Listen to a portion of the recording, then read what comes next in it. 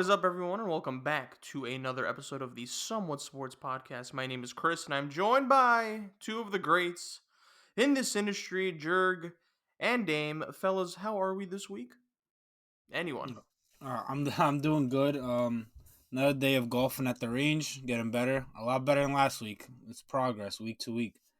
Overall though, doing good. Weather's being nice finally, so I'm good. Yeah. I've made it. I don't know how. I don't know why, but I've made it. Over dramatization aside, I'm happy. It's my favorite time of the week. It's recording time, and it's time for us to create more content of the best sports podcasts out there for the people. All right. Okay. Pretty uneventful across, all of our lives here, but sports remains eventful. The finals are over in hockey and in basketball, so we're going to be talking about both events. Jurg will be covering the Stanley Cup, where the Las Vegas Golden Knights have won, and of course the Denver Nuggets have won the NBA championship, where all three of us will be covering that. So Stanley Cup recap, NBA Finals recap, and of course, we have some basketball rumors that we have to discuss. Bradley Beal, now involved in trade talks. The Washington Wizards have now come to their senses. A little too late, of course.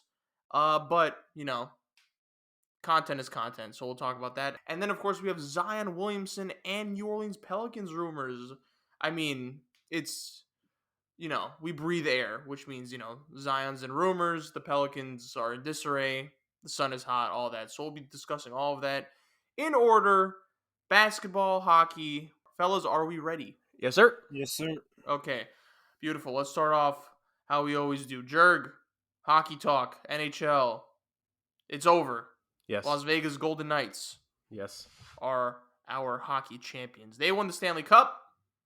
In 5 games. 5 games, they kind of smoked the Florida Panthers, and I believe I saw the score for the final game. It was like 9-3, I think. Yeah, it wasn't pretty. Yeah, that was, oh my god. So yeah, Jurg, talk to us. Recap, thoughts, overall reactions, what to make of it going forward. Are we in the middle of like a dynasty for the Las Vegas Golden Knights? You tell me. I know Damien's a little excited about the Golden Knights winning. That's his team. So funny, so funny. All right, Jurg, go ahead. Take it. So the golden prophecy has been achieved, and the Vegas Golden Knights get to hold up the big silver chalice itself. The Vegas Golden Knights, in year 6 of their franchise's existence, made it back to to the Stanley Cup final for the second time in franchise history, and they have hoisted the cup for the first time. It was a 5-game gentleman's sweep against the Florida Panthers, and to call it a gentleman's sweep would be would be an understatement. There were 3 games in this series, ultimately decided by 3 goals or more, and all 3 of those games ultimately went to Vegas in victories. In Game 1, it was a 5-2 win. In Game 2, it was a 7-2 win. And then in Game 3, they saved their best for last. It was a 9-3 victory, with Vegas really piling it on to Florida at the end. After Florida made it 7-3, Vegas scored 2 more goals after that, including one in like the last minute of the game. They just did not stop. If any, this is a slight reference to the basketball fans. No sportsmanship for the Hall of Fame CPU. For anyone that understands that reference out there, that is a deep pull in YouTube history. But yeah, there was absolutely no. I don't want to say no sportsmanship because they were dirty, but just Vegas came to play and they absolutely dog walked the Florida Panthers. Ironically enough, in wordplay, but yeah, it was a series that coming into it, I believe part of my analysis was that I could see the series going one of 2 ways. It either ends quickly or it actually does go the distance. And I think it was very clear that if it was going to go the distance, it was going to be the Florida Panthers that were making it go the distance, because if Vegas was going to prove themselves to be the better team, they were going to win this one handily, and that they did. My analysis of it was just simply put that everything that Florida was able to do in the last 3 games of the Bruins series, but more so to the effect in the second round against the Leafs and third round against the Hurricanes, Vegas just basically neutralized everything. Whether it be the ability of Florida to capitalize on mistakes and get going down the ice, Vegas is a very well-coached, well-disciplined team that is not going to make a lot of mistakes. When they made it, especially I think in this postseason, when they had a giveaway, they were immediately back-checking to try to get back and defend it. A little play that Florida was very fond of doing in the last 2 rounds, so like a little flip pass play or whatever. Vegas completely neutralized that. The biggest thing of Florida was their goaltending and their physicality on the basically in the entire ice surface. And this Vegas team was absolutely, took every hit, and they hit themselves. Vegas led. I think they led the regular season in block shots. They led this postseason by block shots, and they led the Stanley Cup final by blocked shots by a mile and a half. This team is willing to. The guys on this team are willing to throw their body out there to stop the puck from getting anywhere near their goalie. Shout out to Aiden Hill, and just played a complete team defensive effort that completely stifled Florida, to say the least. I think only one game in this series, oh no, 2 games, excuse me, where they were able to get 3 goals on the score sheet. And yeah, it was tough. You're not going to win in today's NHL with having a offense that can only produce, I think, 12 goals in 5 games. That's not a winning formula, to say the very least, in any way, shape, or form. So it was the physicality that Vegas kept on handling. I think I said it on the pod 2 weeks ago. There's only one player on the Vegas Golden Knights active roster less than 6 feet tall. This goes to show, like, this team was built big and fast, hit hard, and score often. And the other thing, like I said, that Florida, what got them this far, but Vegas was able to completely, not just neutralize, but absolutely turn it into their Achilles heel, was goaltending. Sergei Bobrovsky with a phenomenal run going into this. I think the advanced stats in the Carolina Hurricanes series between them and the Panthers was the fact that he made, I think the stat was 19 goals saved above expected, which basically means that like 19 potential shots that Carolina had that should have been goals, Bobrovsky stopped. That series ended in 4 games. This dude prevented, by the advanced math, 19 extra goals going in the Hurricanes' favor. It was absolutely absurd. And I think it was definitely a high number in the Leafs series as well. But ultimately, none of that mattered because this Vegas team is such a well-oiled machine.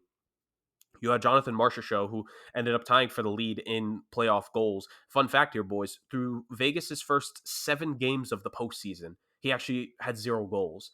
So he from people talk about, oh, it's impressive, first round he scored 0 goals. Forget that. The first 2 games of the second round, he didn't score any goals. Basically, through the next 15 games of the playoffs, he had 13 goals. Wildly absurd.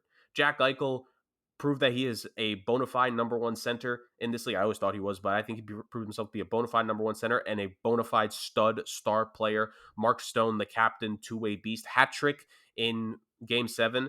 I think the last hat trick that came in a Stanley Cup, I forget if it was just a Stanley Cup clinching game or a Stanley Cup Game 7. I want to say it was a last hat trick in a Stanley Cup Game 7 was like 101 years ago. So that's been a long time for that. Ultimately, for Vegas, they were, as I kind of said a couple weeks ago, jack of all trades, master of none. But the most important time of year that they had to step their game up for was this one. And they played defense like nobody's business. Like I mentioned, shutting down the Edmonton Oilers power play a couple of rounds back, neutralizing the Dallas Stars big guns for the most part, sans a Joe Pavelski 4-goal game. And then in this series, a Florida team that rough was able to score gritty goals. When they got a goal, it was the hardest working goal they've had to score each time in this postseason. Vegas did not let them earn a single damn thing, and they were just ultimately the better team. Top down, coaching-wise, Bruce Cassidy with a masterclass. No disrespect to Paul Maurice. Paul Maurice did a phenomenal job getting the Panthers here, but Bruce Cassidy, 1 year after getting fired by the Boston Bruins, he signed less than a week later to the Vegas Golden Knights, and in year 1 in Vegas, he's hoisting up the Stanley Cup along with those guys. This was a revenge tour team, honestly, guys. And that's the thing with Vegas going back is that when you think of this team from 6 years ago, while there's been so much roster management, which I don't know if you guys have ever noticed because, I like plenty of hockey tweets. I don't know if it ever shows up in y'all algorithm, but NHL fans overall aren't the biggest fan of the Vegas Golden Knights. It's because of how they've run things in the organization, how they've been so quick to, trade players away, to get rid of veterans for nothing, to trade prospects and just keep selling for the future in hopes that it would come. That was a strategy that was not very well liked by the NHL fan base as a whole, but ultimately has paid dividends. And this was a team full of cast-offs when they were first started.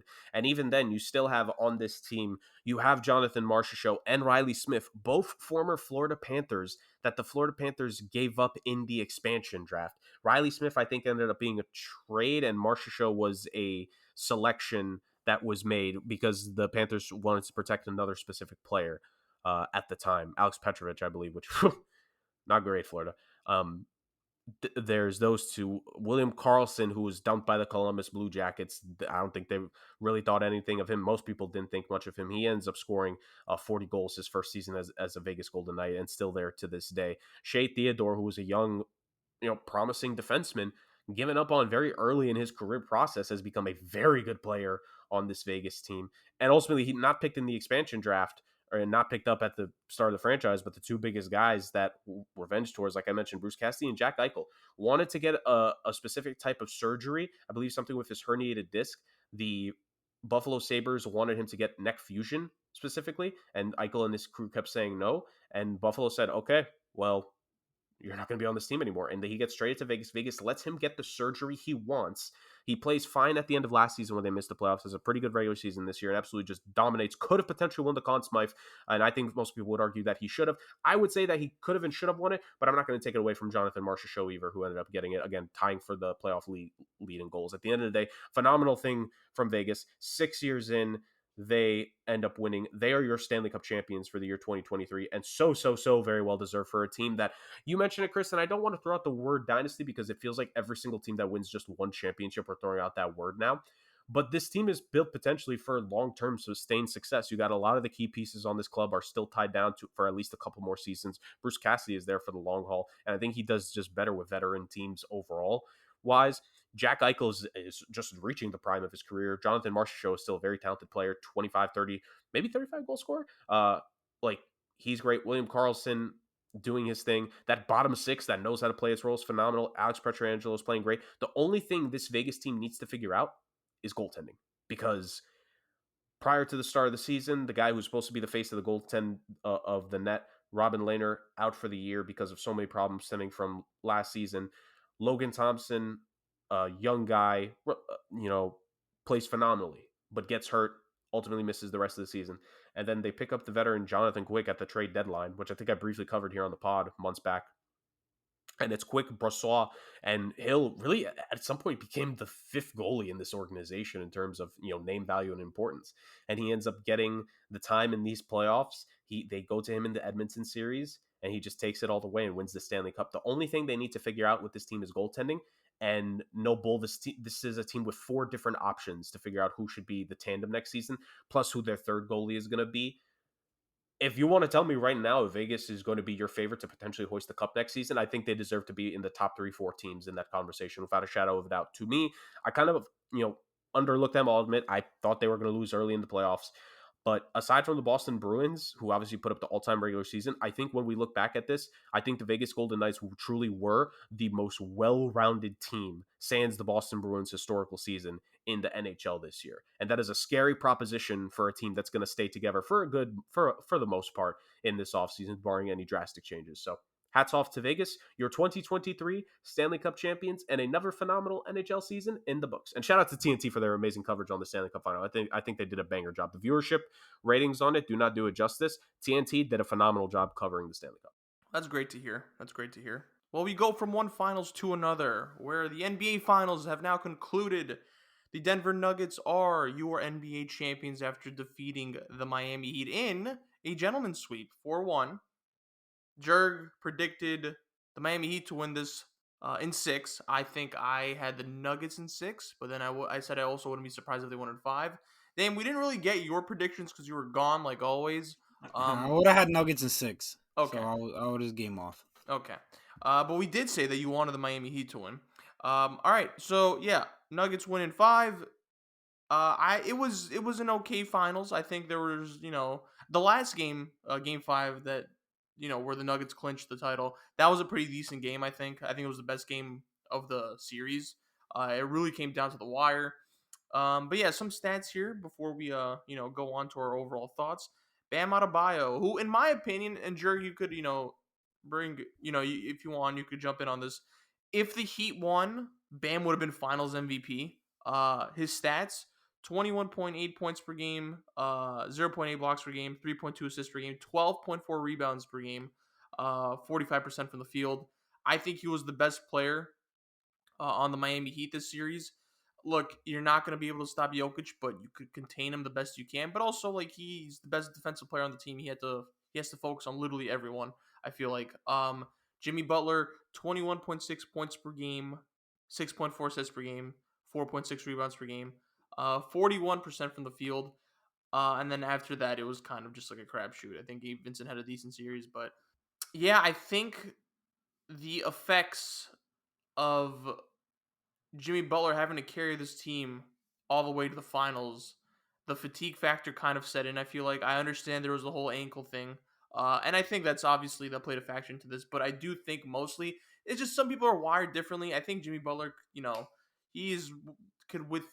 I think he could withstand pain more so than other players. I think he's more built to kind of deal with pain better than most. But still, irregardless, I think he was banged up. But in my opinion, he played well against the Celtics to a point where we didn't think the ankle was affecting him. But the Denver Nuggets are a more disciplined team than the Boston Celtics, and I just think that they were outmatched here. And I know Jimmy Butler's getting some shit here, but I really do think the fatigue factor set in. I think the Denver Nuggets defense had a lot to do with it as well. But of course, when it's kind of you and Bam, and Jimmy's kind of like the number one option offensively, it's gonna take its toll on his defense because he's so tired at the end of the day. And the Denver Nuggets, man, them boys like to run up the court. They're young, they're fast, they're physical. So I really do think like getting this far while being the number one option on such a thin roster because of all the injuries kind of caught up to Jimmy. Um, Kyle Lowry, I think, did well. Also, decent showing from him in these playoffs. I think the veteran experience showed. But yeah, in my opinion, Bam was awesome. I think he would have, for me, like he was gonna win Finals MVP if the Heat won this whole thing. For the Denver Nuggets, of course, we have Nikola Jokic leading the charge, 30 points per game, 1.4 blocks per game, 7 assists per game, 14 rebounds per game, 58% from the field goal, 58% field goal percentage. Jamal Murray right behind him, 21 points per game, 10 assists per game, 6 rebounds per game, 45% from the field. And then I think it was Aaron Gordon after that. Michael Porter Jr. had an abysmal series, but yeah. Nikola Jokic wins Finals MVP as well. I mean, there's not much we could say. I think the Nuggets kind of outmatched them. I realistically think this could have been a sweep, but I do think the Nuggets. There was times of unseriousness for them. I think Game 2 took their foot off the gas, and I think the Heat kind of just capitalized on that. And I think because like the Heat lost Game 1, probably felt a little bit more pressure. Nuggets took their foot off the gas, and Miami just kind of capitalized on that. But they just outmatched them every way. They beat them in every way. In the post, on the perimeter, Jokic was just man. Can't say enough about him. Good Lord, what a player! What a player! Obviously, I want to talk about what this means for Jokic, but I mean, Dame, let me start off with you. What'd you make of this series? Reactions, initial thoughts right after it ended. Let's not talk about Jokic yet, but what'd you just make of the series in general? So it's kind of what I expected to see. I just thought before the series started, the Nuggets were just gonna be more talented, especially the bigger team, and you could see that from top to bottom. You could just see how much bigger the Nuggets were than the Heat. There were times I mean, Aaron Gordon was just having his way at times where he would just get the ball and just back whoever was guarding him down in like 3 dribbles and just power through for a dunk. And it seemed like that from the point guard to the center on all positions. Um, I was saying 6 mostly because of my heart, but I was not surprised by the 5-game result. I seemed like the Nuggets were in control every game. They easily could have made it a sweep if it wasn't for, like you said, they kind of lost focus in that game too. Where they kind of let up and let the Miami Heat come back. I was definitely rooting for the Heat, like I said. I really wanted Jimmy Ball was my guy. I really wanted him to get one, but I mean the Nuggets are super deserving. I think the takes that I seen on Twitter a little bit, where it's like, oh, what do you think of the Nuggets like paths to the finals? Where it's like a 7 seed and 2 8 seeds and like a 5 seed.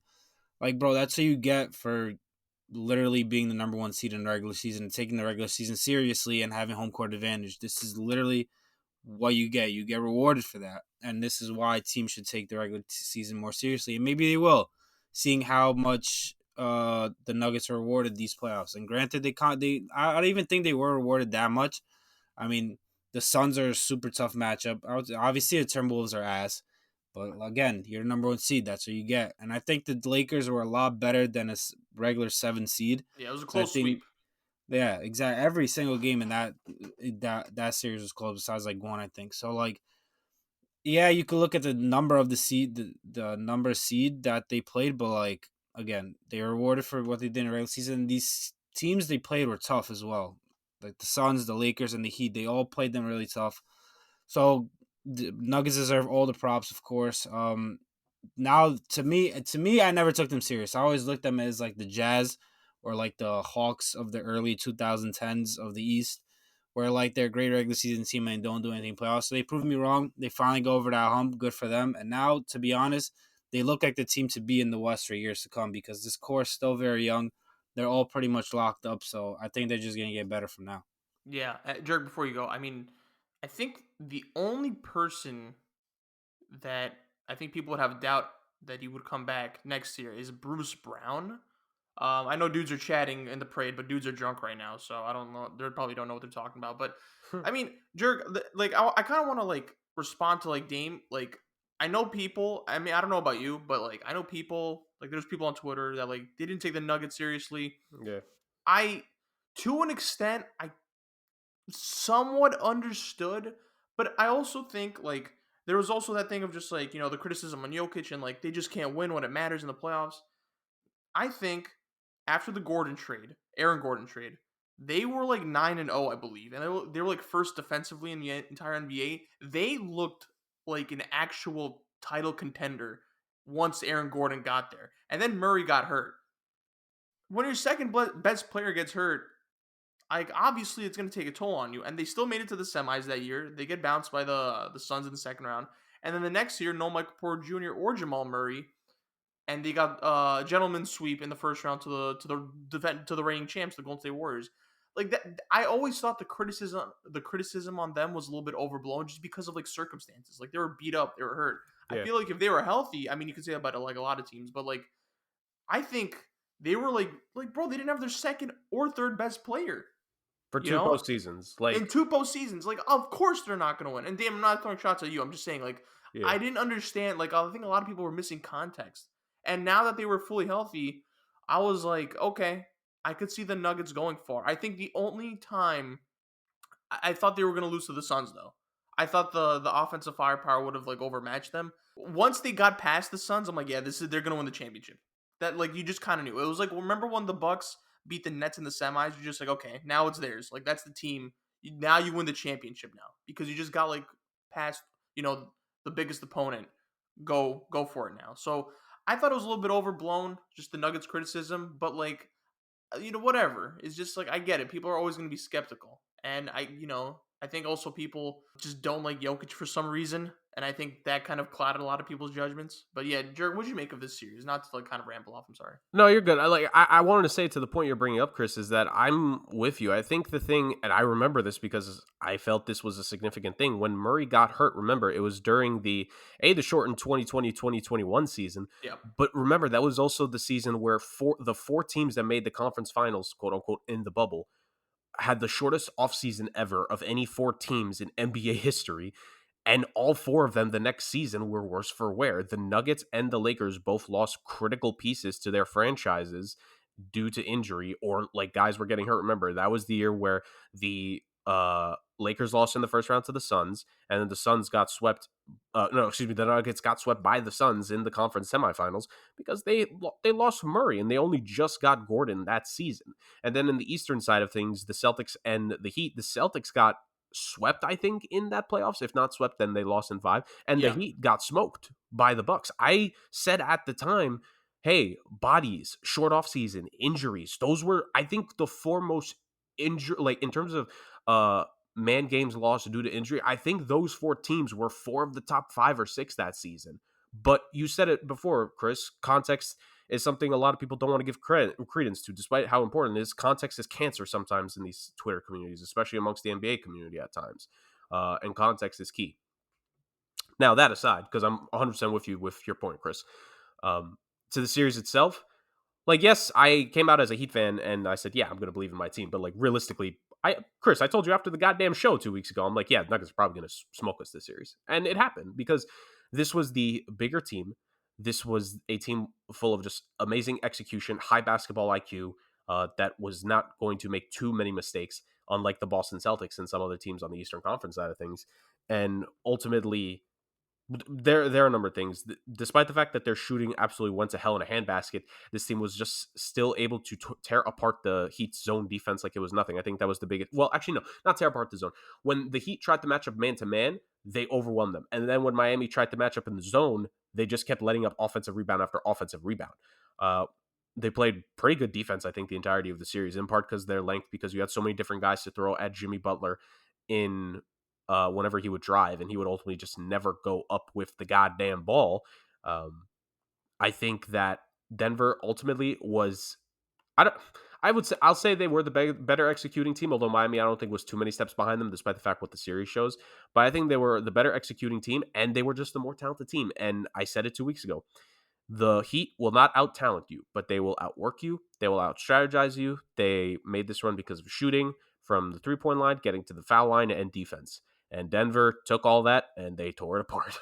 Simply put, this was the better team. They got mismatch after mismatch. Jamal Murray, if it wasn't Jimmy or Bam that was one-on-one on him, it felt like a guaranteed basket every single time, which as it should. Jamal Murray is a future multi-time All-Star now in this league. I think this series is ultimately giving him that credence. And yeah, I think Aaron Gordon was phenomenal. I would argue Aaron Gordon was the third, not argue, but like I think Aaron Gordon was the third best player on the Nuggets in this series. Bruce Brown playing a pivotal role. Timely 3-point shooting. Again, the Nuggets as a team didn't shoot great from three. Even the free throw line, they missed like what 40%. They only shot what 60% from the free throw line in the last game of the series, which is part of the reason why it was close. Yeah, it was a bad free throw shooting game. Everyone was goddamn missing. And I think that for Denver, this is a team that is so well constructed and so well put together. And remember, it was before Game 4, Game 5 of the series. Denver made a trade with the Oklahoma City Thunder. They traded a 2029 first-round pick for a first-round pick in 2024 and 2 second-round picks. This team is going value shopping in the next couple drafts. They want to continue to supplement the dynamic duo of this squad with more guys who are on cheap, manageable contracts that will provide them high value. Ultimately, I think the Denver Nuggets were just an amazingly talented team. I picked them to beat the Suns. I felt that they were always going to be Phoenix, and I think I gave the Lakers a little bit too much credit, but I ultimately did pick Denver. Like, to me, if it wasn't my team going up against them in the finals, I would have picked Denver to win 10 times out of 10. It's my team. I'm going to root for my team ultimately. But like this Nuggets team was just that good. And I think even though they weren't the top team in the league, because I think they were the third overall team, because I think both Milwaukee and Boston had better records. I think this was the real best team throughout the regular season. And I know we could say hindsight 2020 because they won the chip, but I think if you really look at it, the defensive capabilities of this team on what they can do on switching, combined with the offensive potential, even outside of their dynamic duo, just the veterans on this team, the guys who could play their roles to a T. I think this Denver Nuggets team was an amazing squad that very much deserved the championship overall. Yeah, that's all I have to say about the winning side of this. I don't know if you want me to say anything about the Heat now or we save it for the offseason, but like Denver, very well deserving NBA champions. They were just absolute monsters. Yeah, they play beautiful basketball, man. It's just a team-oriented basketball.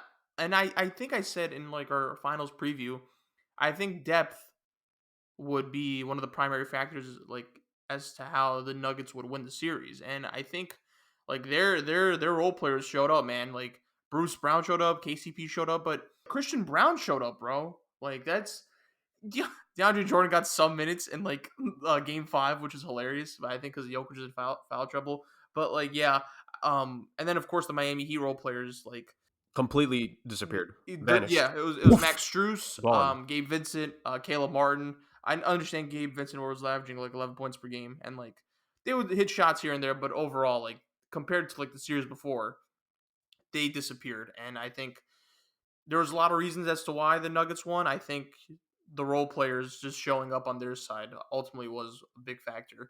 Let's talk about Jokic, guys, because it is made men territory.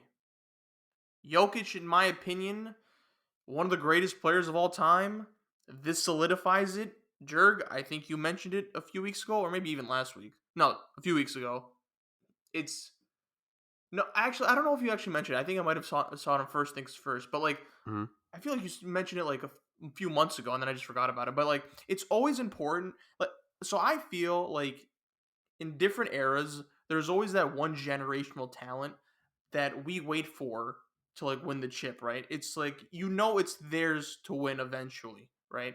It's At first, it was LeBron. Well, when I started, it was like LeBron. We wait for him to win the chip. There's failures, there's successes. He finally wins it. He hits the mountaintop. Then I think it was Kevin Durant. Failures, successes. Then he gets to the mountaintop. Then I think it was Giannis. Failures, successes, gets to the mountaintop. And now it's Jokic. Failures, successes, he reaches the mountaintop. There's always that one star, that one generational talent throughout the years that it's like a cycle. It keeps repeating that we see should be the next guy, right?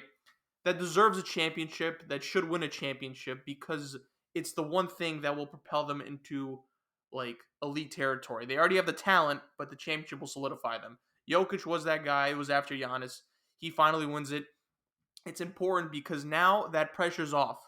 You have the championship now. He's 28. It's before 30. He finally gets it out of the way.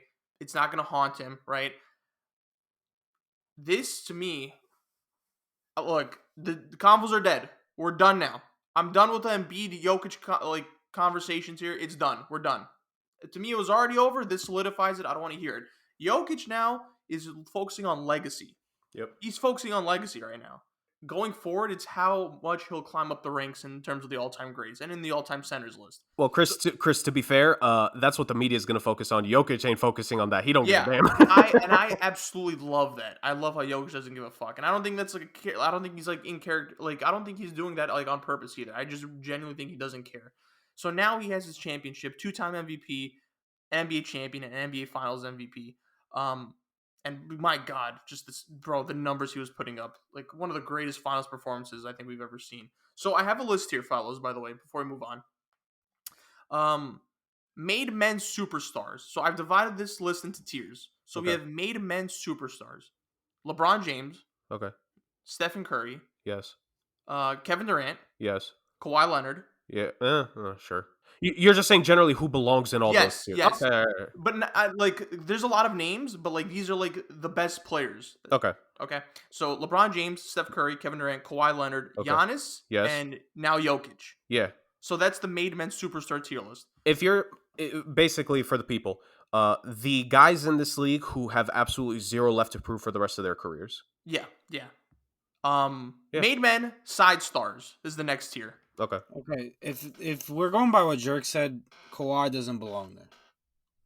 How does he have nothing to prove? The guy plays 12 games a year. Well, he won 2 championships though. How much? On the Spurs, he wasn't the main guy. I get he won Finals MVP, but anyone who guarded LeBron for the 2010s won Finals MVP. He's not wrong about that take. But he won 2 I get the Raptors thing. Okay, 100% credit to him. But then his Clippers stint has been an absolute fucking disaster. Well, no, I'm not. But I'm just saying, but they won championships. I don't know. I feel like he has a lot to prove with the Clippers, though. With his Clippers, tenure has been a fucking disaster that no one talks about enough. But that's not the argument I'm making, though. I'm just saying, they won championships. They've reached the pinnacle. You know what I mean? Obviously, you're gonna have you're gonna have to build your resume. But in terms of hitting the pinnacle at the top, at the mountaintop, he's there. Okay. We can't deny that. I mean, what you make of him? Even if it's he's not the guy he used to be. That's fine, bro. I'm just saying he won the championship. All right. Because I could make the argument that Giannis also has stuff to prove as well, right? Yeah. Let's keep it simple. Championship, Finals MVP. Sure, whatever. Just to differentiate. I just want to clear it up because Kawhi doesn't get enough fucking stuff. Made men, side stars. Kyrie Irving, Jamal Murray, Anthony Davis. I understand you could put Anthony Davis in the superstar list, but no, I'm putting him in the side stars. Yeah. I'm sorry. So Kyrie Irving, Jamal Murray, Anthony Davis, Kyle Lowry, Kevin Love, Drew Holiday, Chris Middleton. I know some of these players are past their prime, but I'm talking about when they actually won it. Chris Middleton, Klay Thompson, to a lesser extent, these 3 players, Pascal Siakam, Fred VanVleet, Draymond Green, right? I could have ended at Klay Thompson, but I just wanted more names here. The next 2 tiers, pressure's on. Okay, so this next tier is pressure's on. Jimmy Butler, Chris Paul, Paul George, James Harden, Damian Lillard, Bradley Beal, which is hilarious, that last name. But these are the players in which time's kind of running out, getting a little bit older. They're the ones that kind of need that chip to kind of solidify their legacy, right? After this tier, I have next up. These are the young players that have kind of we have to accentuate the schedule here because they're this good, this young. I have Jason Tatum, Joel Embiid, Devin Booker, and Luka Doncic. I understand Luka Doncic is the youngest one, but because he's a generational talent, the pressure is going to be on him to like win the championship eventually. So those are the 4 tiers. So Jokic is in made men territory right now. I think, dude, I'm not gonna, and you guys could comment on the tiers, right? But let me Okay. just finalize this point on Jokic. He is dangerously approaching, like he's about to surpass Kevin Durant in my eyes all time. I really do think so. I think he's like a chip away from like clearly surpassing him, bro. I think he will at least win one more chip before his career ends. I see no evidence as to why he's gonna slow down. You know, like I think he's gonna put up the numbers. He's gonna have the All NBA appearances. He's gonna have the All Star appearances. And if he wins another chip, like Jokic, in my opinion, just he's gonna go up from here. He's already kind of. I think he's like. I don't know. I don't want to make a claim that's too outlandish because it might be recency bias, but like I just don't know like how you could dispute how he is like dangerously, climbing up the ranks. So in a few weeks, maybe I'll give you like a legitimate hot take that will make level-headedly. That's not a word, but This could be just an episode in the future for us, like yeah, that we've I think he's dangerously approaching like top 30 levels. He's gonna be there eventually. If not already. In terms of best big man, I think when it's all said and done, he could move to top 5. Right now, he's definitely top 10 in my opinion. But Oh, he's number 6 for me. oh I'm yeah, I mean, glad. I'm glad you're not one of those that think he's top 5. Nah, no, not yet. I think it's a little too. It's a little too much. The resume on the guys that are above him Or it's too much. is too much. It's Yeah, too much. But I I do agree. think, I'm just taking into account what I think his trajectory will be. I think eventually he will be in the top 5, though. I think Yeah, if he continues with these numbers and the appearances and another championship, or maybe even 2, because like you said, the Denver Nuggets are well equipped to win more titles. He's there. He's getting there. I haven't really made like a top 50, top 30 list, but I feel like Jokic, he's definitely in the top 50 for sure all time. Top 30, I need to kind of think about it. Top 20, I think might be a little pushing it because I think recency bias is going to play a factor into it. But I think he will get there eventually. He's an all-time great. It is just phenomenal to watch him. He's better than Embiid. And congratulations, Denver. I mean, you got him with the 41st pick in the second round. You did your due diligence. During a Taco Bell commercial. I mean, that's a partnership that should be happening right now. But like, I don't think he would do it. I don't think Jokic wants to do any advertisements. This dude, like, he just. I mean, does not care about his he's brand. secured his generational wealth. But like, God, man, what an honor it is to watch this dude play basketball. What an honor. Enjoy him, Denver. You guys. Also, we have to give the Denver Nuggets credit because they made 2 decisions that positively altered the course of their future. Right? They had to choose between Emmanuel Mudiay and Jamal Murray. They picked correctly in Jamal Murray, and then they had to choose between Jokic and Nurkic, and they chose correctly in Jokic. And look where it got them. It got them an NBA championship. So they made a decision. They made 2 decisions, correct decisions that altered, their pathway going forward, and it altered it in a way in which they won a championship. So they won. They won, and you have to give them credit. So, fellas, Jokic suck off. What do we got? Any comments?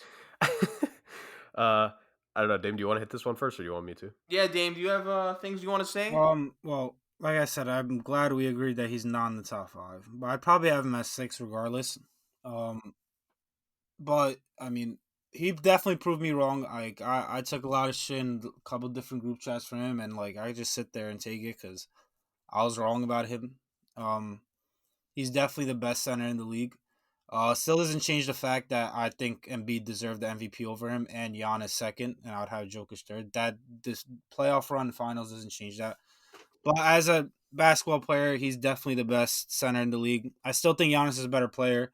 I'd probably have Jokic as the second best player in the league, and Steph third. But You have Steph over Luka? I'd have Steph over Luka. I mean, what I saw Steph endure this season and how he like willpowered that team and everything he had to deal with is something that Luka didn't do. And Luka, I think, he was healthier. I think he had Kyrie as a teammate, which helped a lot. He taking pressure off him, and he still wasn't able to even get in the playoffs. While Steph, while injured for so long, was able to will his team to a 6th seed in the second round of the playoffs. So regardless, though, That's fair. it's about Jokic. I mean, he does everything. as a defender, obviously he's not the best, but I don't think he's like someone that you like can just score 40 points on every night. He does what he is capable of doing on defense. Like he's not a slouch, but he definitely has a chance to overtake Giannis. I think in the next year or two, it's going to be how Giannis responds to this. Hopefully, he does because I would like to see these two match up in the finals. I think that would be a dream finals matchup for the next couple of years, at least once or twice or something like that. But big props to Jokic. This little I don't care attitude is I don't know what to make of it. But as a basketball player, he's proved me wrong, and good for him. Can I just make one note about Giannis before I talk about Jokic? Please. Am I the only one that's not a fan of the fact that he cut his hair the way it is? No, I'm with you. I kind of like the I, long hair. yeah, I'm just saying I don't like it, Giannis. I really hope your hair regrows fast, brother. Because Yeah, we'll see what happens in the season. I could care less how these guys look in the off season. I mean, it's the summer. He's getting hot. He just wants to. Greece is probably a little hot. Still don't like it. Anyways, Jokic. Yeah, Chris, you said a lot of it. I said it just earlier on in the show a couple minutes ago. I'll say it again. I think he's the 6th best center of all time, definitively. I think the other guys that would be around in that sphere, the likes of David Robinson, the likes of Patrick Ewing, I think he's surpassed both of those guys, whatever you want to talk about. A championship where, yes, David Robinson has 2, but he was, let's be real, he was kind of like a role player in that second Spurs championship. Yep. A 2-time MVP, which neither of those 2 men have. Well, one of them has 1, but that, like, for David Robinson, but that's it. And just like his pure uniqueness and ability and the way he plays the game in today's era is just amazing. And I think Jokic, along with your list, Chris, I think Jokic has entered that category where officially you drop him in any era of basketball and he dominates. Like you're talking about your top tier list. I think like for the most part, the 6-7 guys you have in the made men tier, like I think those guys have officially entered that category in the pantheon of greats of you could drop them in any era, 60s, 70s, 80s, 90s, 2000s, and they would still be a superstar caliber player in that era. I think that Jokic is otherworldly when it comes to his IQ. I think he's the only guy that's able to challenge LeBron in today's game for the IQ thing because we've said that for so many years that LeBron is such a high IQ basketball player. It's like, and Chris Paul as well. I think Jokic is like, is he on those 2 guys level? Like maybe like he's really good at this stuff, man. He's the best passing big man of all time. I don't think that could be like anyone that tries to argue it. Just you're wrong. He's the best passing big man of all time. He's the big man of his generation ultimately, and all it is now is just going to be a legacy counter for the rest of his career, like you mentioned. This is a guy who went through the process like and has been so disrespected in so many different cases. I'm not even just talking about what this past season, and I'm not even talking about the fact that he didn't get the MVP award. I'm talking about the propaganda campaign that was made to just not give this man the MVP award this season over the dumbest criteria ever. The only person who made a legitimate argument for me was probably Dame on our show, because Dame actually has the brain IQ to not be like, well, but Dame did not go to the old cliche of, well, he hasn't made the finals yet.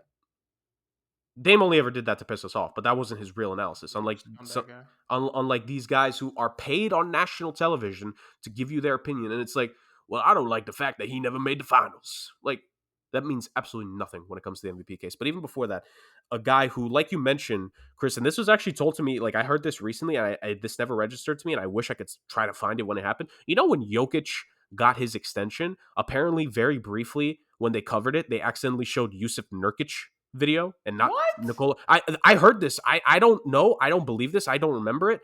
They could be wrong, but I heard that and I'm like, what the hell? Are you kidding me? Like, that's utterly wild.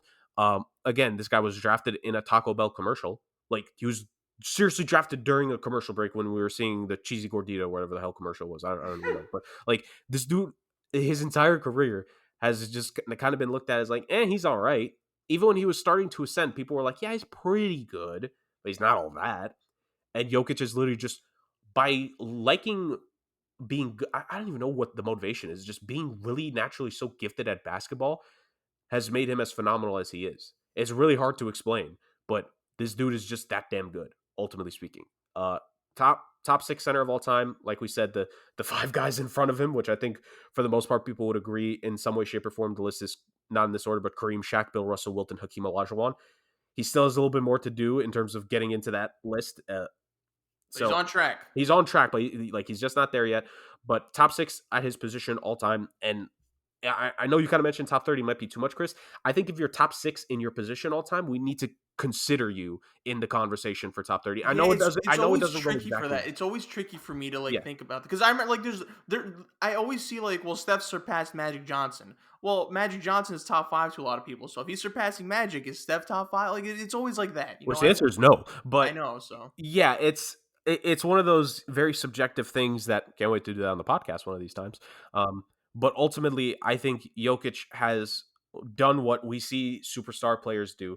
He's put himself miles ahead of the other competition of what we want to consider. He has now put himself in the category of the all-timers in his generation, and everyone else needs to match up to his level. I will say one thing, Chris, this will be my last point, but it's not yep. about Jokic.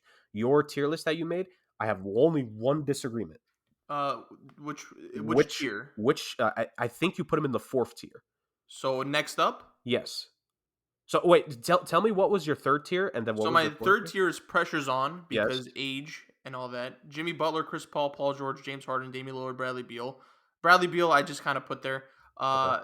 Next up is the final one where it's just the young stars who, because they're so good, so fast. So my one disagreement is that Yeah. Embiid needs to be put in the 3rd tier. Now you Uh, have an MVP. you There's know absolutely what? no excuses. You know what? I'm gonna give you that 100%. That's There, my fault. you went on a fucking campaign that we have not seen since the times of 1940s Europe No, to you're right. put yourself up there. That you should have been allegedly should be a multi-time MVP now, but you are now only a quote unquote one-time MVP. And now you have that MVP. You have absolutely zero fucking leeway and excuses now for the rest of your career. You better win a championship. And if you want to deserve to be on Jokic's tier, you need to be the finals MVP overwhelmingly. If we are going to have this campaign that we had for an entire goddamn season, that this dude apparently is one of the greatest things in this league, you now need to be held in that conversation. I will not allow him for a season of so much Jokic slander for ignoring Giannis for parts of the season, but then choosing to give him credit. And now you wanted to give this guy the MVP. You are now in the conversation of you got to get it done. No goddamn excuses. Prove that you actually should have been the MVP this goddamn season. All that crying that was done, mainly by him. Shut up, bro. Shut up. Go out there and win a goddamn championship. He's 29, bro. I just He's not that young. he's almost 30. Wow. Oh man, yeah, you're right. He's on Pressure's On list. He's almost 30. Holy shit. Dude, he's Bradley Beal's age. Yeah. And Bradley Beal hasn't won a goddamn MVP. Like, if Bradley Beal's going to be on that goddamn list, Embiid should be. Yeah, you're right. You're 100% right. Yeah. I don't know, man. It's just I look at he's just an unserious individual, Embiid, man. It's just the nonchalantness of Jokic and he is so all encompassing, just skill wise, but he's still willing to take a backseat, right? I'll never think of that of Embiid. Time's running out, man. I'm sorry. Sixers are on your time's running out. You're approaching 30. You haven't been to a conference final yet. You get your MVP. Congrats, but I don't know, man. It's championship bust now for Embiid because then we're gonna have to start having some conversations about him as well. We already have, but yeah. Okay. Jokic suck off officially over. Let's move on to rumors. Bradley Beal. We talked about him in the tier list. He's now in trade rumors. I believe I don't know. The Wizards had have come to their senses, and I think they've discussed possibly trading Bradley Beal. He has a no trade clause. I believe I actually took note of this. He's 29 years old. He has 4 more years. I think he re-signed a 5-year deal last season. 46.7 this upcoming season. 46.7 million. 50 million after that. 53.6 million after that. His final year is 57 million player option, and he has a no trade clause. So I think the Wizards they've come to the conclusion that we kind of need to rebuild this thing. I don't know why it took this long. It took right after the Wemby draft, which is the year you should have been tanking, but you decided to re-sign Bradley Beal. Bradley Beal has always been a good player to me. I think the two-way player moniker he gets has been a little bit overblown. I always thought he's been a decent defender when he was at his best. He's never been a Klay Thompson to me. He is I think he's a really good player, but again, a little injury prone in his late years. I understand he hasn't been like bitchy towards the front office. It's kind of like Dame, but like less noise. Where he's just the loyalty thing. I do think there are some character issues there. I've seen this dude quit on the court before. Um, it was a game against the Nets, and like they ended up winning actually, but they were down 20. But like he just didn't want to be in the court. So yeah, he's always been a good player, kind of under the radar because the Wizards suck and it's Washington. But he's in trade rumors now. I think he's gonna be able to dictate where he goes, obviously because of the no trade clause. Miami Heat were, the one team that was linked to him. I do think he would want to go to the Miami Heat. So I have a few teams that I think could trade for him and have the pieces to trade for him. So I think Miami Heat are the front runner. I'm pretty sure a bunch of these teams that like need one more piece would love to get Bradley Beal. Maybe even the trade package won't be too much because of the no trade clause that he has, and he could kind of dictate where he could go. Maybe they wanted to right by him because of all these years he stuck with them. So Miami Heat, first and foremost, the Damian Lillard noise has gone down a little bit because now I'm seeing reports where the Blazers don't want to just trade Lillard yet, and we got tricked, fellas. I fell for it. I now I don't know if Damian Lillard's gonna get traded. Can I make an executive decision for us? Mm-hmm. Can we just never mention this team until anything actually happens ever The again? Blazers? Can we just? I'm willing. I'm down. Can we blacklist them from the podcast? They're in the shadow realm. Thank you. Okay. And if there is, just give someone just hit the buzzer. Be like, yo, you said Voldemort. And it's like, okay. Dame, this is a democracy. Do you agree with us? I want to make sure we're 3 for 3 here. Yeah, I could care less about Portland in general. Yeah. Okay.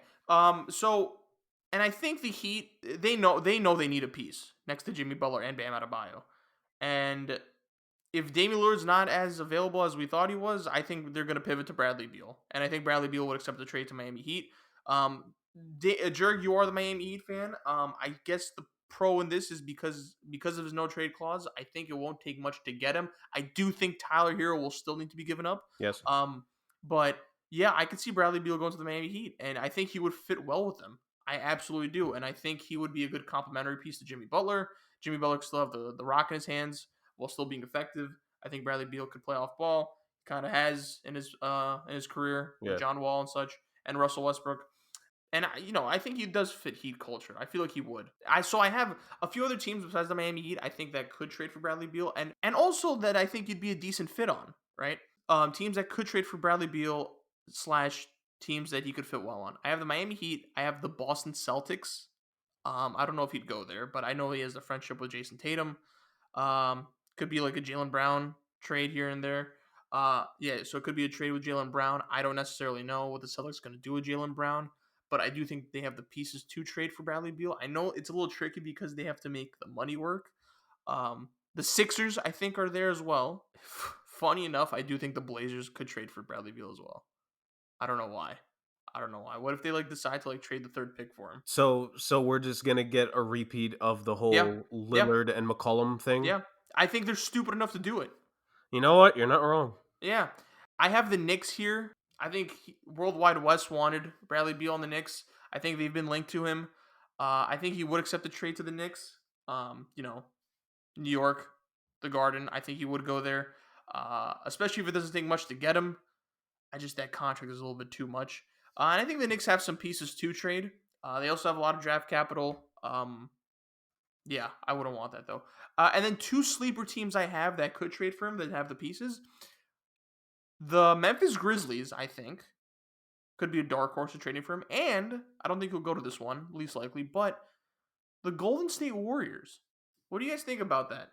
I mean, obviously the whole list, but I think the Warriors have some decent young players, and they could give up some contracts for him to kind of make the cap work. So yeah, I don't know. I could see a Bradley Beal fitting in with the Golden State Warriors pretty well. Him and Steph, not bad. But obviously they're so deep into the luxury tax. I don't know what they're gonna do, but I do think. I was gonna say if that's gonna be a reality, Chris, I feel like then we've seen the last of Klay Thompson in Golden State.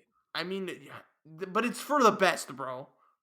I'm I'm not. I'm sorry. not. I'm not. I'm not disagreeing with you. No, I know, but the Warriors need to look at themselves in the mirror. Like, you're Yeah. gonna have to maximize the window with Steph Curry. Well, I And like, think I already have the trade package in my head of what that would be. well, there you go. All right, so, well, Jurg, what'd you make of the list I've made so far? And you could talk about your Miami Heat as well. It's very interesting that you didn't bring up the only other two definitive teams I've seen reported for Bradley Beal, which are the Oh, Milwaukee Bucks and the Sacramento Kings. yes. By the way, I'm glad you brought that up. The Bucks, they don't. I don't know what they're gonna trade for him. Like, that's why I didn't take it as seriously as much. Yeah. But you're right. Shams tweeted that the Kings are a team that have been in talks with the Wizards. It's believed that Beal would consider Sacramento given his no trade clause, but right now there does not appear to be a clear pathway for the two sides. Yeah. I actually like Bradley Beal to the Sacramento Kings, and I Yeah. do think they have the pieces to pull that off. They're serious about winning now. They're serious about going to the playoffs every year. Him and De'Aaron Fox, it'd be pretty fun to watch. I think even if it's not Beal, I think the Kings are going to try to make a pretty good move for Oh yeah, another All-Star. They need to get a star, but that because you can't rely on Sabonis. Yeah, very true. He needs to be the third guy. To the rest of the packages that you mentioned, ignoring the they who shall not be named on the show, because I don't want to mention them in this convo because we kind of sort of have to mention them in a couple moments here. So let me just ignore them for now. With Golden State, so I think the package that I just quickly came up with in my head for Golden State, because I already saw that they're willing to trade Jonathan Kuminga. So it would be Jonathan Kuminga, Jordan Poole to equal out salaries. Yes. I forgot about that. Whatever first round picks that they have, and at least one more role player. I don't think you'd have to give up Moses Moody in this trade. Yeah, I would love to keep. If I'm the Warriors, I want to keep Moody.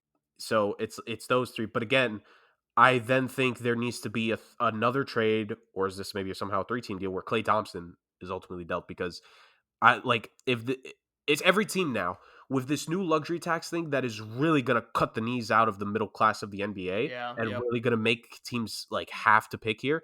I think we're in a situation where Klay Thompson is if the Warriors want to go big fish hunting here, they're going to have to give up some of what they have right now, and Klay and Draymond would both have to be given up, ultimately speaking. So that is an interesting proposition from that point of view, ultimately, Chris.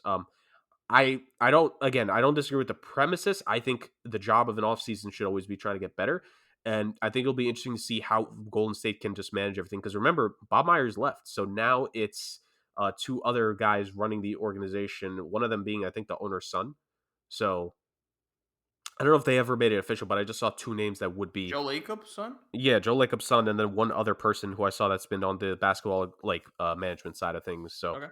and I will say this: as much as most people will probably say nepotism hired, as someone who's been very much against that when it comes to hirings, as considering the kid has actually worked his way through the NBA management side of things, I don't think it's necessarily the worst nepotism hire in the world, but food for thought.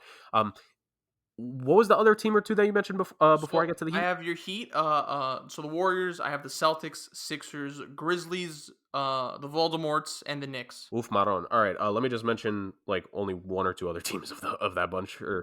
I hope nothing good ever happens to Boston, so I don't want them to go to the Celtics. But if that trade would have to happen, it would need to include Jaylen Brown.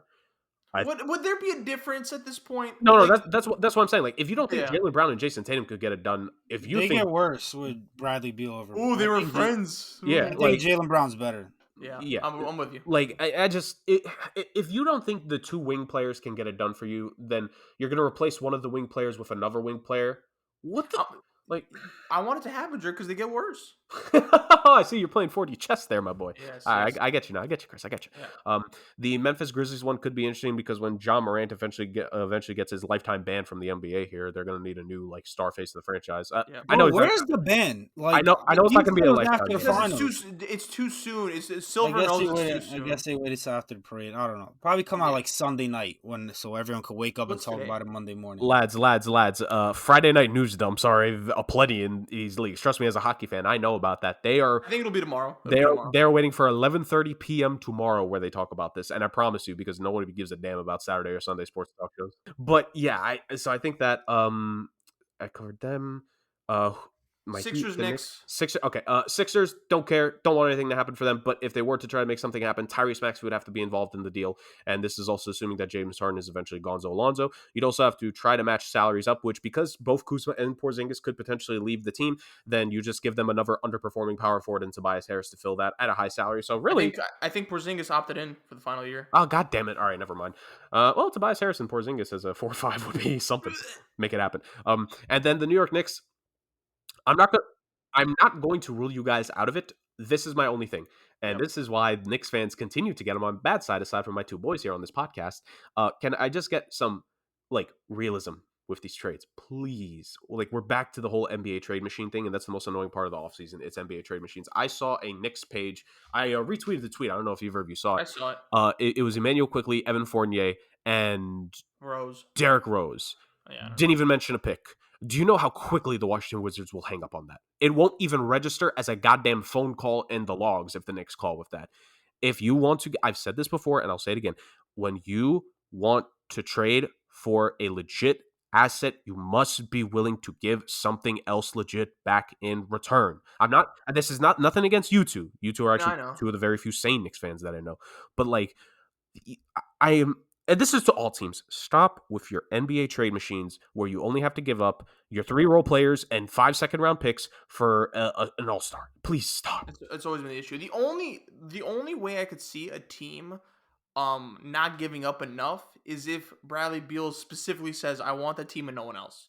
And they're just like, all right, well, we got no other choice. Yeah, absolutely. So that's the only way I could see it, like them getting underpaid for Bradley Beal. But yeah, you're Miami Heat, Jurg? Ultimately, similar trade package to what I talked about last week with the Lillard stuff. I don't want to take too much more time because I want Dame to get in on this convo. But I think Hero, Robinson, and multiple first-round picks, and I could see a 3-team deal where Lowry gets traded ultimately as well. The Heat, ultimately speaking, before the finals, I was kind of 50-50 on like, oh, are we going to keep so-and-so? Are we going to keep this guy? Are we going to keep that guy? I am willing to go 75% scorched earth on this goddamn roster in order to improve it. I think the final showed a couple things, is that for all the great undrafted role players that we were able to get and develop, goddamn, none of them could play a lick of defense here. So a couple 3-and-D players, two-way wings for Miami, if we could add that in the offseason, more in like the bargain bin in free agency. Maybe you get a random role player in this trade, because maybe Washington just gives up one random guy on the bench. There's that. I think that that would be the main package of it all, where Lowry, Tyler Hero's enough for me. Absolutely, yeah. Hero, Robinson picks, and then a third team to try to get the Lowry contract off their hands, where that third team will just honestly just amnesty, stretch wave. I don't know what they do anymore. Waive Kyle Lowry from the team.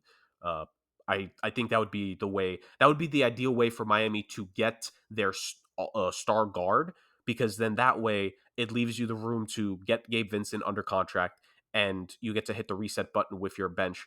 And please, for the love of God, employ some more people that are above 6'10" that are not Cody Zeller. Please, is all I ask. Although keep Kevin Love, I do like Kevin Love. Dame, if you want to keep it brief. I guess I'll keep it brief on like prediction. Sure. I'll predict the Heat. I just think it's it's kind of the cop-out answer, I guess. I think it'd be between them and Philly, and I just think you saw reports of Philly saying that they think Max is gonna be a star or whatever. But yes. I don't know if he'll ever get to Bradley Beal's level or like whatever the case may be. But I think the Sixers are gonna be more in on that guy on the Northwest that plays on that red and black team, that point guard that loves loyalty. I think they'll be more in on him than Bradley Beal. Nice.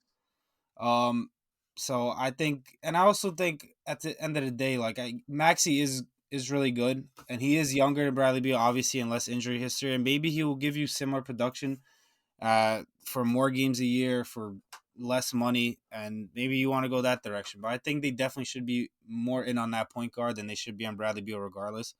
And with the Heat, you just know that Pat Riley is going to try to make a move to improve this roster because he saw how overmatched they were in the finals. And although I don't think Bradley Beal is the answer to maybe match the Nuggets or whoever it is, I still think they're going to take a swing at something, and I think Bradley Beal is going to be that guy. All right, I like the prediction here. A report from Harrison Grimm on Twitter, by the way. No, he quoted Jake Fisher, who is of Yahoo Sports, who actually has some decent sources. Quote, but Philadelphia, sources said, this is not Bradley Beal related, is not expected to target Fred VanVleet in the event Harden departs. The Sixers are actively seeking opportunities to acquire a second-round pick in next Thursday's draft, league sources told Yahoo Sports. So I think that they're trying to get as much capital as they can for a possible guy from the Northwest team. So I'm just going to say his name, Lillard. We're going to not say the team name, but I'll say Lillard. So I think they're trying to get assets to get Lillard. Off to the Phantom Zone with you, sir. Yeah, sorry. Let's move on to our final piece of news. Yeah, the New Orleans Pelicans are in the rumor sphere. So, first bit of information, apparently they are enamored with Scoot Henderson, as most teams would be. Scoot Henderson obviously projected to go either number 2 or 3 in the draft. You would have to hope that he drops the 3 because the team that shall not be named is willing to give up their pick more so than the Hornets. I think the Hornets stay put. But if the Hornets take him at 2, then what are we doing here, right? Or you could send the guy that's in the rumors as well, Zion Williamson. So he has been, in our Twitter sphere for reasons not basketball related, of course. We don't have to bring it up, but he's, yeah,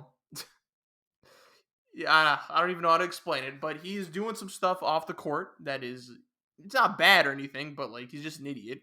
The way he handles it, his laundry has been aired, his dirty laundry, along with the soda cans in his bathroom, apparently. But He's yeah, also the worst possible like fake profile maker of all time. I saw some of the screenshots being leaked. Man, it's just he's such a goofball, man. He's such a respectful kid sometimes, but like But like he's trying to be so low key with it. Like, bro, if you're I know if you're trying to do this so on the down low, maybe don't name it Zion. yeah, but What's it called? also, Jurg, how about like not wear Naruto jackets either to games? Eh. I don't know. Maybe that's just me. It's just he's a child, bro. But these kids are young, man. These stars, they get into the league so young. They don't know what they're doing. But that's neither here nor there. Yeah, I don't know. I I think it's time to just break it up, bro. For New Orleans, I know he's a generational talent. It's hard to just give him up, but like I just feel, and we've talked about this before, he just doesn't want to be there, dude. He missed like all of like the last third of the season on a sore hamstring. Like I believe there was no tear, there was nothing that like needed surgery. I just think it was a sore hamstring. And I don't know. I just think he never wanted to be there, man. I think he just doesn't want to play for the Pelicans.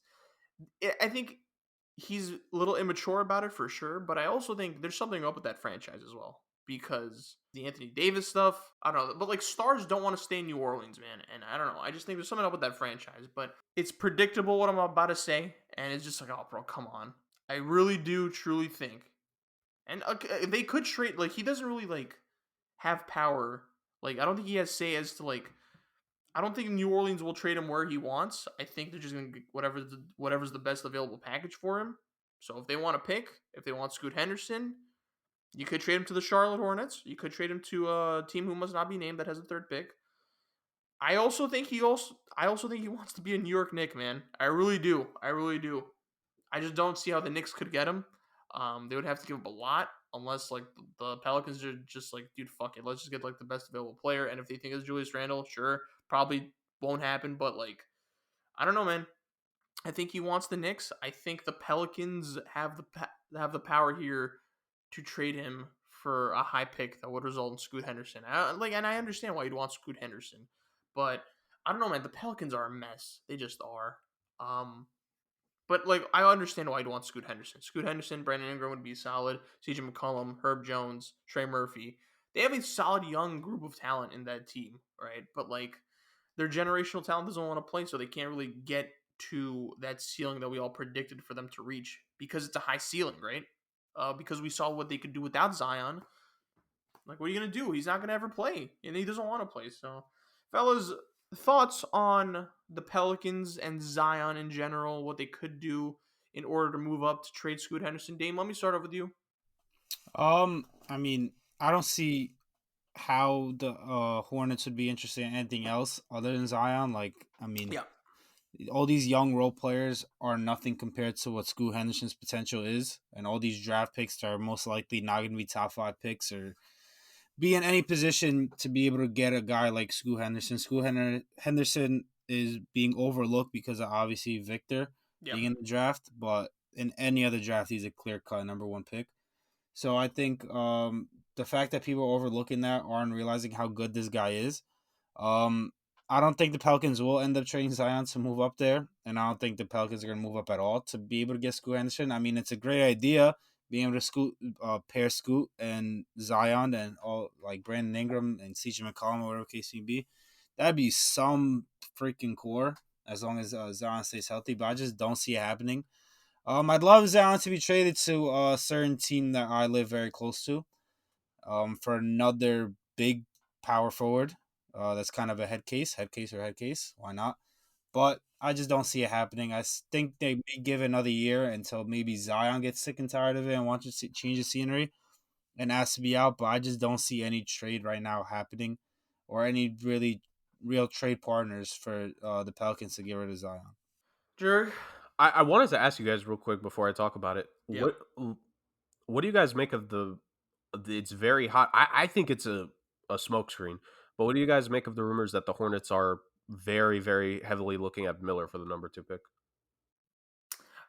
I think logistically it makes sense for their roster because they need a 3 bad. But you just go best player available. Mm-hmm. I think it's just to like see what the market is. It's just like, oh shit, all right, let's see what we could get for the second overall pick. Maybe if someone wants to feed for Scoot that bad, because I think he's the guy. Pair him with LaMelo. That's your backcourt for the next 5 years. Satisfy LaMelo as much as you can. I don't know. I think it's a smokescreen to kind of test out the market though. Mm-hmm. Dame, what do you think? Brandon, I saw a thing today where they both worked out in Charlotte. And I think outplayed him, right? Yeah, Scoot outplayed him. So, I mean, I personally think as a fit, Brandon Miller fits better for the Hornets just because they need kind of a wing and they already have LaMelo dominating the ball. But if you're just going to go best player available, I'd go Scoot, and you kind of just see how that pairing in the backcourt is going to work. But I think Brandon Miller is going to be a stud. Yeah. So I don't think it would be the wrong pick. I don't think it would be a bad pick. Yeah. But I would just go best player available because how good I think Scoot's going to be. And I'll just pair him and LaMelo and try to make it work because of how talented it could work. It definitely could work in my opinion. I think Scoot could, like, if LaMelo's such a pass first guard, he'll get Scoot the rock. Mm-hmm. That's my opinion. Yeah. Okay. I was just curious about what you guys thought about that. For me, when it comes to the Pelicans rumors, ultimately, I think this is very interesting because this is really one of those crossroads of destiny's moment. Do you just cut bait now with the guy who's just been such a goddamn, headache, to say the very least? He's only played, 114 games, but he's missed over 200 for them over his career so far. And do you just cut bait, get the maximum amount of value back, which, I mean, you in this draft class, it's a lot of good value to get, but also getting draft picks for the future. Because here's the thing. At the end of the day, it does not matter how injured he's been.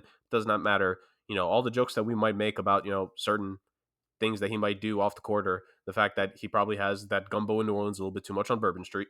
I think that ultimately, even if the Pelicans did decide, you know what, screw it, we're trading Zion, the treasure trove of assets they would get. Well, Jurg, before you go on with this, let me ask you this. Doesn't it depend on, like, what the Pelicans want to do? Like, what do you want to be? Do you want to contend, or do you just want to reset everything? Do you think trading Zion is a reset? He hasn't been there for 4 years. Like, let's be real here. No, I agree with you, but it's clear that they're like that one piece away because look, they made it they pushed the Suns to the limit in that first round series. I think they have a decent enough team. Look, when we did predictions last year for standings, me and Dame had like Pelicans third or second, I believe. And one of us shit show. And one of us had them in the play-in. Yeah. Well, in my defense, when Zion was playing, they were one of the top seeds, although it didn't last long. And I knew he wasn't going to play the whole season, but it's just like, do you think, can they even afford to reset, though? Could they afford to? Like, do you want to reset? Do you want to go back to that, man? I don't know. I think they have a decent roster to a point where they're just like one piece away to win now. I don't know what win, like second round and above. Let's not go championship here. But what do you think, man? But you just said it. If he doesn't want to be there, is that not a negative impact in the organization? It's negative regardless, just because I think this is going to be a reoccurring shit stain. Like it's always going to be like this. Ultimately, this is tough because this is where GMs earn their money. Yeah. Are you going to have the foresight of one of two things is going to happen? Do you take the risk and you keep Zion and things work out and you get to keep him for however long of his max contract? Because let's be real here, he's leaving New Orleans in 4 or 5 years, even if you do choose to keep him now. Yep. Or do you take another massive risk and you trade him now and he just continues to be injured for the rest of his goddamn career? Who knows? Either way, it's tough to say. If you're going to hit the reset button, this might be, is this maybe the best year to do it? Yep. Because I think even, as I was about to say, I think even if you trade him now, you're still getting 4 first-round picks back for him and a player or two. Like, it does not matter how injury-riddled he's been. Teams in sports in general will trade for potential. They will trade. I think if you ask the Hornets or the Blazers for their second, third overall pick, that's the start of the negotiations. Really? With guys, with so many of these trades that have been happening, like, there is a standard set. And yes, you may not be able to get the 6 picks that the Timberwolves were able to fleece Danny Ainge out of for Gobert, but you're going to get a really good return back for Zion. What, like, we could say all we want, we can make as many jokes about him as much as we want. This is a dude that people, if he becomes available, the enticement of every other team in the league goes up, because they will, I'm telling you, man, teams are willing to take chances for guys like this. And I think Zion would be the hottest commodity we've seen in at least a decade if he goes on the trade market, because he has shown he's really good. He's a 2-time All-Star. Barely playing any goddamn games, but he's a 2-time All-Star. That's crazy, bro. He's a 2-time All-Star. 2-time All-Star. To be fair, one of the seasons he got it, he played 60 games. So okay, like, that's fair. But then he was named to the All-Star game this past season. He played like 30 games. Did he play in the All-Star game? No, I don't think he played. Okay. I think Does it count? I guess whatever. No, but he still was selected to it. Like, they just count Alright. All-Star selections. He's always going to be selected just because of popularity. Exactly, even though he doesn't deserve it. Anyways, I think, like, this is a guy that teams will take a chance on, because this is a guy that could, if he can actually show up on the court, will alter your franchise for a very long period of time. And teams will pay. They're going to pay a lot. They are going to pay hand over fist, and whatever it would take, it will be had. Teams, I'm telling you, if internally it is a known thing that Zion is actually available in legitimate trade discussions, there's going to be a lot of flurry around these front offices of trying to make this stuff work. You don't think Shaw would want to make things happen with LaMelo and Zion on the team? I hear you. I agree. You don't think that they who shall not be named in the Pacific Northwest will try to win one more with the guy who never runs for the grind, but this time he has Zion with him? Like, teams are going to be willing to do stuff. So that's my take on it. If they are going to trade, it might just end up being the case of, if this is the time, is this the best time to trade him where you get the max possible return? I think that's a fair question. I think that's a fair thing to ponder here, because this guy is just not proven he could stay out on the court. He just hasn't. Simple as that. And if you could still get 4+ picks back for a guy that can barely be out there, I don't know, man. I don't know. Yeah, I think you'd pull the trigger if that's the case. I also think it's just a majority of it is him just not wanting to be there, man. I just don't think he just wants to, like, he's never wanted to be there. So he's trying to eat his way out of New Orleans? I mean, yeah, if you want to go like the Dame route of just cutting ass on his weight, but like, it's that, bro. I think he's just trying to force his way out of there. I mean, is he trying to play 7D chess and just lower his value as much as possible, and like maybe he cleans up after? Here's the thing: nothing he can do short of probably right, like terrible things will lower his value. New Orleans will always get a great amount of assets back. I don't know. Yeah, I don't know. It's difficult. It's so difficult. Can I ask Dame a question real quick? Yeah, of course. Dame, when it comes to Zion, I know you kind of made mention of it. You kind of joked around with it, but realistically, let's be better than the NBA trade machine here and these armchair GMs on Twitter. Let's say it is the Knicks. Let's say the Knicks make a serious run at Zion. Why am I not in on this? I want to hit Dame first. You could go, but I want to hit Dame first. What do you think? First Dame, then Chris. What do you think would be the most realistic possible trade package of getting Zion this offseason? Ooh. I'd go Randall quickly and 5 first-round picks. And then you got to throw in an OP Toppin, throw in an OP Toppin. Okay. So you think you guys can make the deal happen with no RJ Barrett in it? No, I think a part of them knows that you have to pair those two. Okay. You know? Yeah, I think so. I think Zion would love to come to New York. And I think part of the reason would be two-player RJ. So kind of defeats the purpose. I think they'd rather give up in other spots, whether it's draft picks or like young role players, and throw more of those in than throwing in RJ Barrett. Okay, so then one last extension to that. So let's say that's the baseline of the deal. You said quickly Toppin, Randall, and 5 first-round picks. Mm-hmm. Yep. Let's say New Orleans says we want Quentin Grimes too. That might be a deal breaker for me. I'm all for it. So that's tough because you need shooting, bro. Yeah. So they're Brunson is not going anywhere, right? Obviously. If you go for Zion, you're keeping RJ. Yeah. I think Mitchell stays.